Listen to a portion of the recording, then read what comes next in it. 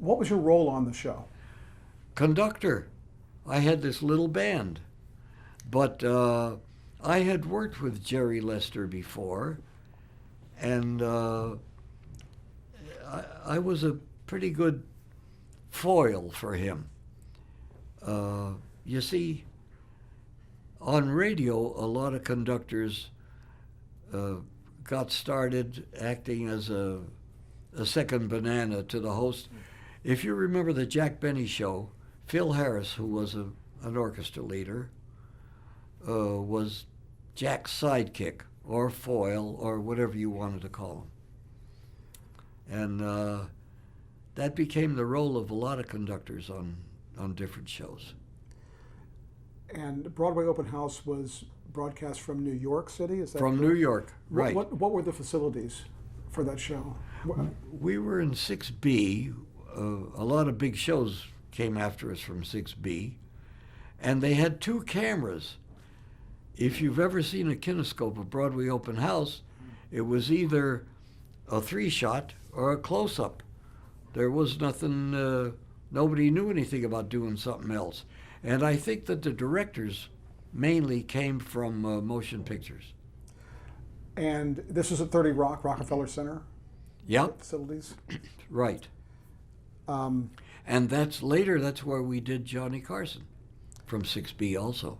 Now Jerry Lester, until Steve Allen came along, were they really like temporary hosts, or tell me about they that tried period people. of time? See, they tried people out.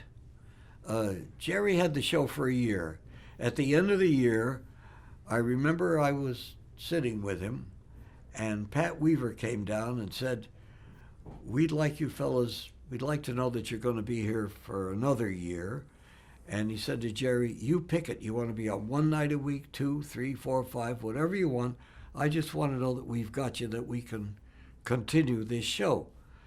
And Jerry had decided that he wanted to be on once a month, like Jack Benny or Martin and Lewis or Jimmy Durante. They were all on once a month.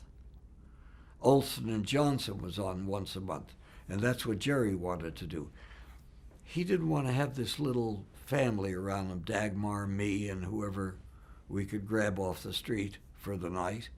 He really wanted to be, he thought that was more, I don't know what to call it, big time, I guess, you see. What was he like personally? Well, I keep coming back to Lucky. He was always very nice to me, and he was very nice to Dag, and there really wasn't, we were it. There wasn't anybody else. How long did it take to really find a permanent host? Well, we made a pilot. I think we made a pilot in '49. And then it took many weeks. It really took, I don't know how many, but many weeks to find somebody. And when Jerry did a week on the show, everybody said, "That's the guy." Now, tell me about Dagmar. Was Dagmar off-screen like she was on-screen? No, she was really on screen all the time. And the same, she was a nice lady. She didn't have too much to say or do, and we never ever found out if she could sing, because that was a running joke. You got this chick with the band who never sang. But I guess what I was asking is on-screen, was she really like performing, or was she pretty much like that? Pretty much like that. She really was. And the band was, how big was the band? Well, I had a trumpet, no drum, if you can imagine. There was no money, see? All of a sudden now we were going to be on every night. Where was the money coming from? And I don't know where Pat Weaver got enough to hire, but I had a guitar, a piano, me on the accordion, a trumpet, and a clarinet. There were 5 of us. And then finally, something happened. We were a big enough hit, we were able to hire a drummer. And that's the most we ever had. It wasn't like doing Johnny's show. On Johnny's show, I had a big band, a roaring band, you know. I'm trying to think who I can... Count Basie kind of band, a big roaring band.